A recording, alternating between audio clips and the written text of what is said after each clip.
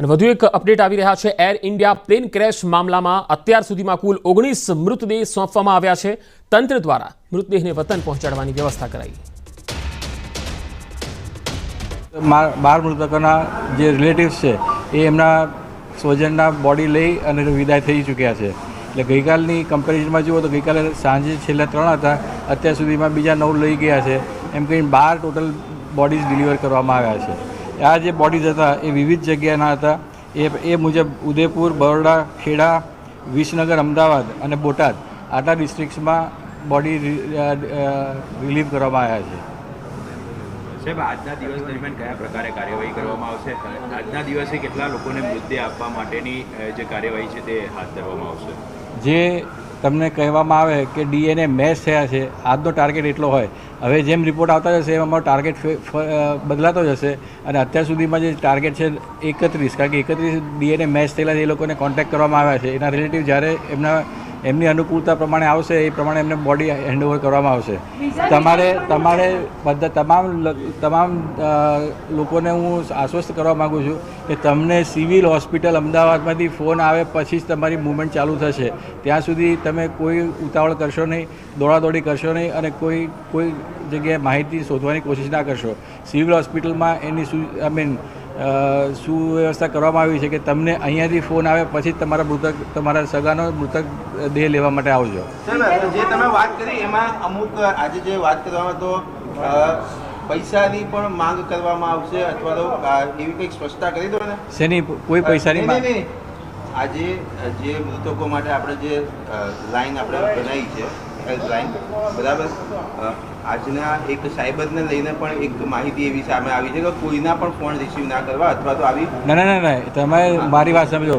આ ગુજરાત સરકારનું એકમ છે અને ગુજરાત સરકારના એકમમાં કોઈ બી નાણાકીય લેવડ દેવડ કરવામાં આવતી નથી। તમારી પાસે કોઈ બી નાણાં માગવામાં આવશે એ ફ્રોડ હશે, એટલે એને તમે એન્ટરટેન ના કરશો। સિવિલ હોસ્પિટલ અમદાવાદમાંથી તમને જે ફોન આવે એ જ સત્ય છે। એ તમને ફોન નંબર આપવામાં આવશે અને એને હેન્ડ હોલ્ડિંગ કરીને તમને આખી પ્રોસેસમાંથી પાસ કરવામાં મદદરૂપ થશે। કોઈ બી ફી કે કોઈ બી જાતના નાણાંની વસૂલાત આમાં કરવામાં આવતી નથી, એટલે એ આપ પ્લીઝ બી કેરફુલ। મારી પાસે ડીએનએ 31નો રિપોર્ટ છે કે 31 ડીએનએ મેચ થયેલા છે, એનાથી આગળ મને ખબર નથી। તમે ગઈકાલે બી સાંજે મેં એક્સપ્લેન કર્યું હતું કે અત્યારે અમારી પાસે તમામ બોડીઝ છે, એ બોડીનું જ્યારે મેચ થશે પછી નક્કી થશે કે કયા સાહેબનું બોડી છે। નથી એ મને બી ખબર નથી, પણ હજી છે નહીં। સાહેબનું નામ નથી એમાં, ના હજી એનો પ્રોસેસ ચાલુ છે। ડીએનએ મેચ નથી થયું એવું નથી કહી શકતા। એ process of DNA matching is going on. આપ એક વસ્તુ સમજો સ્પષ્ટ રીતે કે ધારો કે 100 વ્યક્તિ છે અને 100 મૃતકો છે, એ બેના મેચ કરવાના હોય તો તમારે 10,000 ટેસ્ટ રન કરવા પડે અને દરેક ટેસ્ટના લગભગ 5 થી 10 એકમો હોય છે, એટલે આટલા ટેસ્ટ રન કરો ત્યારે તમે એસ્ટાબ્લિશ કરી શકશો। હવે તમે વિચારી લો કે અમારી પાસે શું પરિસ્થિતિ છે અને કેટલી તમારે મહેનત કરવાની છે કે અથવા કાર્ય કરવાના છે। એકોર્ડિંગલી અમારું કામ ચાલે છે, પણ જ્યારે નક્કી થશે પછી જ અમે કહી શકશું કે કોણનું બોડી કયું છે, અને that will be the last stage after the DNA matching is done. સાહેબ, અત્યાર સુધીમાં કુલ કેટલા મૃતદેહ પરત આપવામાં આવ્યા? 12 ડીએનએ સિવાય જે ટોટલ આંકડો કહી શકાય? ના, મારી પાસે આ ડેટા છે અત્યારે કે 12 મૃતકો જેનું ડીએનએ મેચ થયેલું છે એના સબમિટ કરી અને રિલીવ કરવામાં આવ્યા છે।